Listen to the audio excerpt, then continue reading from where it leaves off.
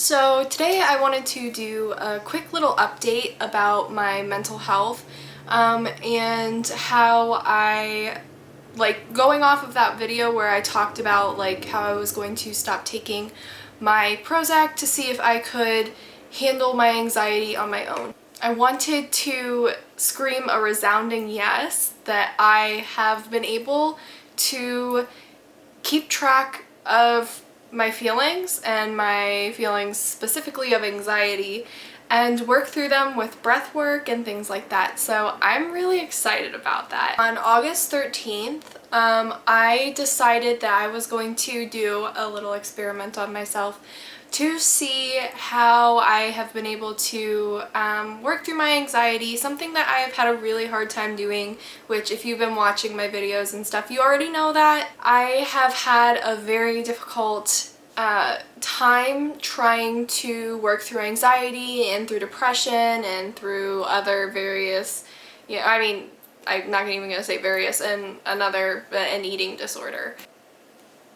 I have been dealing with this stuff, as you guys probably already know, but I will reiterate, since I was a child. I think the first time that I ever really had issues with anxiety was when I was around 7 years old. There was a lot going on in my family when I was 7. I'm not going to go into great detail, but there was a lot going on.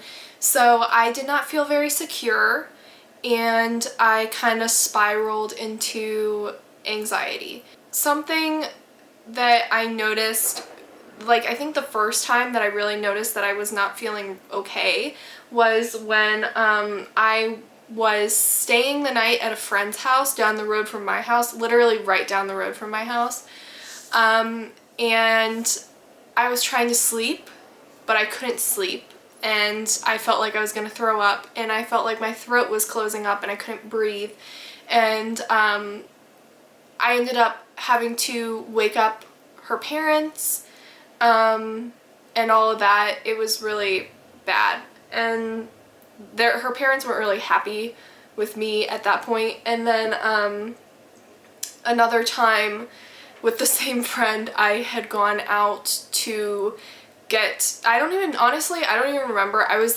literally 7 years old, but I went out with them. They took me to McDonald's, I think, and I remember I had just gotten my, I don't even know what it's called, it's probably just called a double cheeseburger. That's kind of stupid of me. I'm pretty sure it's just called a double cheeseburger. But anyway, regardless, I had just gotten my burger and I was sitting in the car and I got a text message because the crazy things that were happening in my family at the time. I had a little phone because people were all over the place. It was kind of nuts. But anyway, I got a text and it was from my mom, and she was like, "Brittany Renee, where are you?" Freaking out on me. And she was like, "I told you were supposed to be here an hour ago." And I had told them that I didn't need to go home because my mom didn't tell me, which it's not her fault. She was dealing with a bunch of little children at that point, so I understand why she might not have remembered to tell me this, but she hadn't told me the time that I was supposed to go home, so I had assumed that I was just allowed to be there until she called me and said, "Honey, can you come home?" So, I didn't know, and I started freaking out, and I was hyperventilating and gagging, and then my friend's dad was kind of like, "Okay, she's not coming over anymore," and that was that. And that was when I was 7. I was really little when this was happening. Fast forward a few years, I just hit myself in the nose with my hand. Fast forward a few years, I was 14, I believe. There was another crazy thing that happened in my family that kind of rocked all of us kids. I had been dealing with the anxiety and stuff during that whole time period, and before that I would gag and throw up and stuff. That was my thing, but it really hit hard at that point, and I had severe depression and severe anxiety at that point. So I could barely control myself every morning before I went to school. Starting at that point, I was throwing up and I was just not eating. I was extremely depressed. It was a whole big thing. So at that point,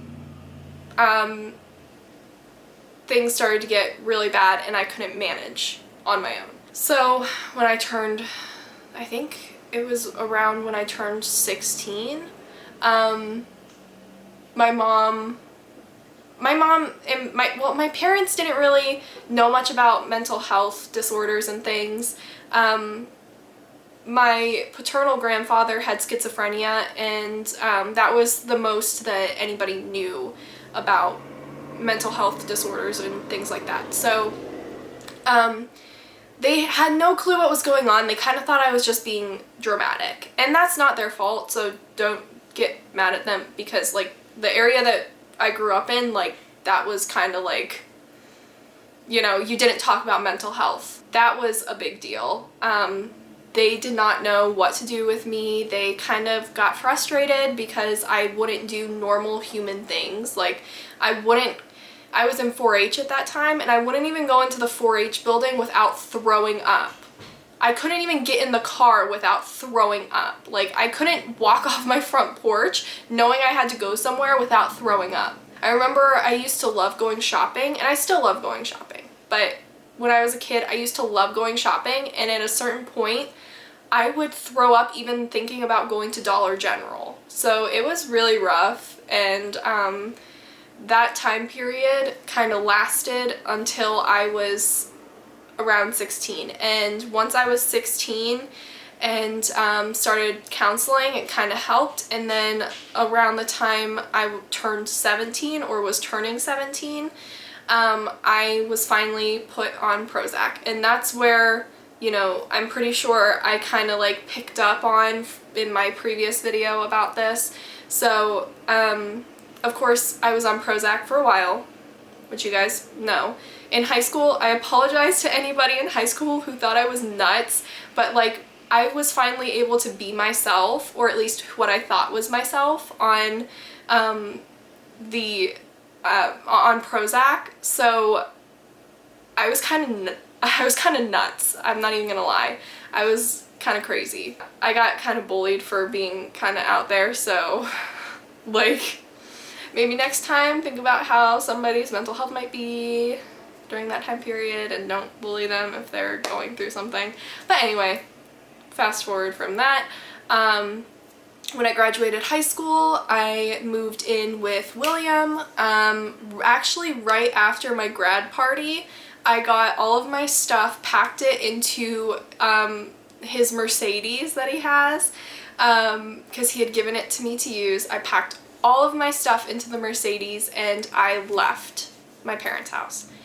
And yeah, that was rough. And I started working another job, and it was a very stressful job, so I was still on Prozac at that point. And then when I quit that job, after I quit, I was finally like, okay, I think I'm in a position now where I can just stop taking Prozac. And I stopped taking Prozac for about a year, or a little over a year at that point. And then it got really bad, of course, like I've said before, with the election and stuff. Like it was really bad. I had to go back on Prozac. But on August 13th, 2021, I decided that I was in a place mentally, once again, where I could wean myself off of Prozac. Yeah.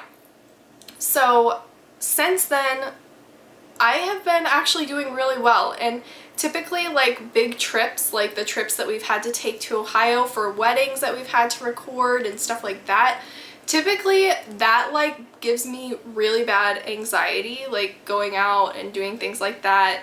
Sometimes even just getting in the car and going to the store, sometimes like very simple things can make me really anxious, and I've noticed that I haven't even felt anxious.